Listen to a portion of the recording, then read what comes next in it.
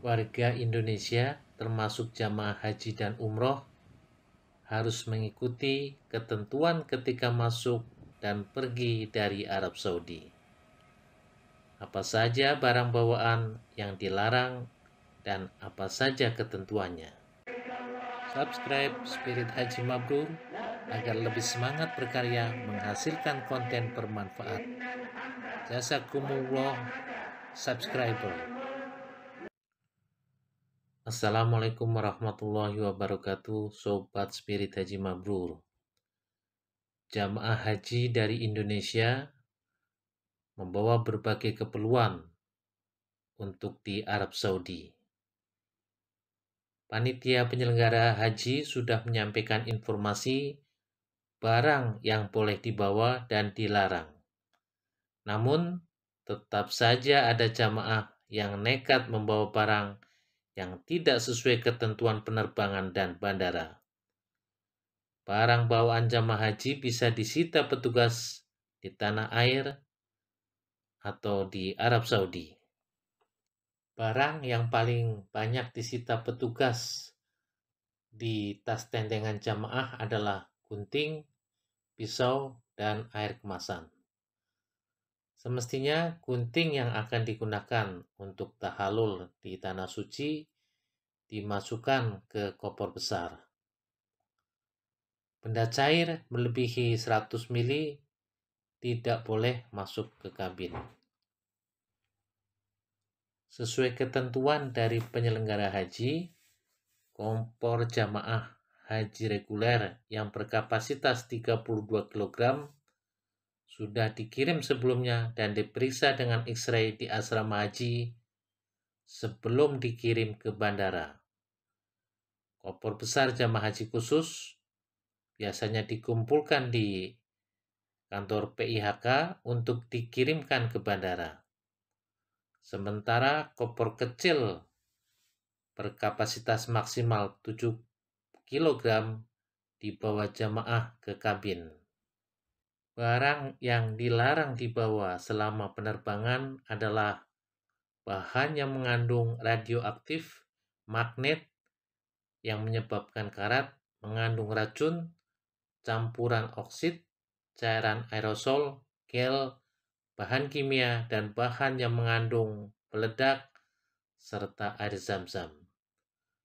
Secara lebih lengkap, barang terlarang dibawa ke kabin akan dimuat dalam tayangan khusus. Pemeriksaan dalam negeri. Ada saja jamaah haji reguler yang membawa rokok, jamu, pil kuat dalam jumlah besar. Petugas di embarkasi Surabaya kerap menemukan barang ini di koper jamaah. Ini ternyata barang pesanan dagangan mukimin di Saudi. Jika melebihi ketentuan, tentu saja petugas langsung menyita barang-barang ini.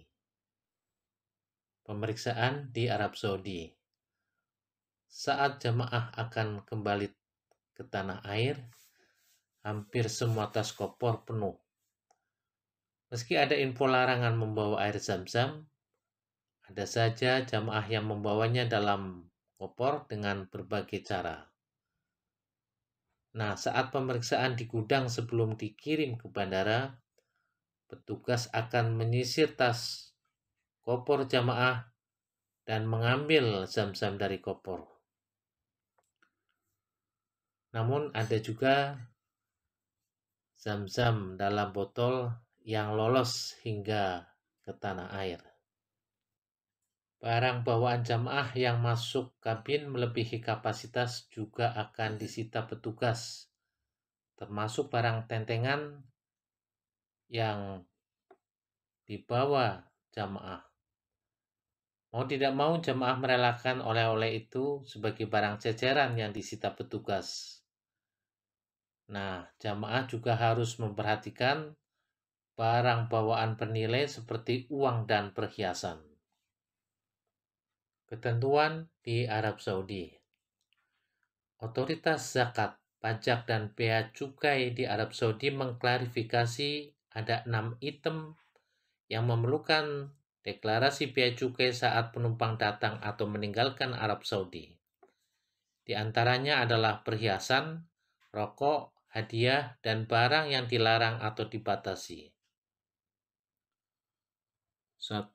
Uang tunai 60.000 rial Saudi atau 230 juta rupiah atau lebih, atau mata uang yang setara atau instrumen yang dapat diperdagangkan dari jumlah tersebut.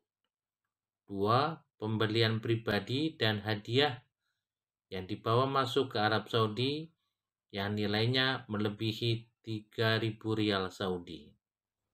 3. Perhiasan atau emas batangan, logam mulia atau batu permata senilai 60.000 rial Saudi atau lebih.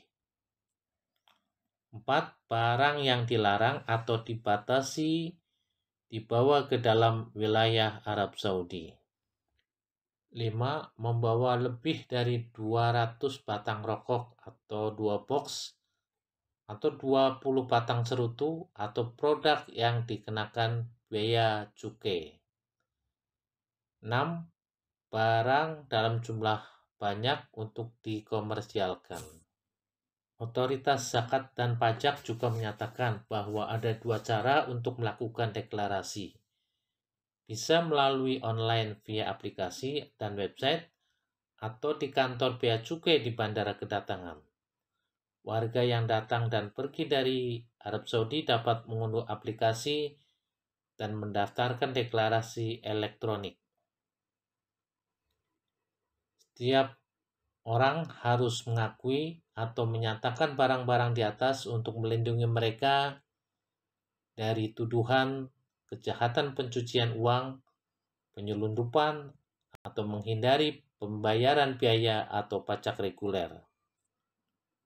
Jadi, ikutilah ketentuan yang ada agar perjalanan lancar dan tidak bermasalah dengan petugas. Subscribe Spirit Haji Mabrur untuk info bermanfaat. Semoga Allah mudahkan ke Baitullah.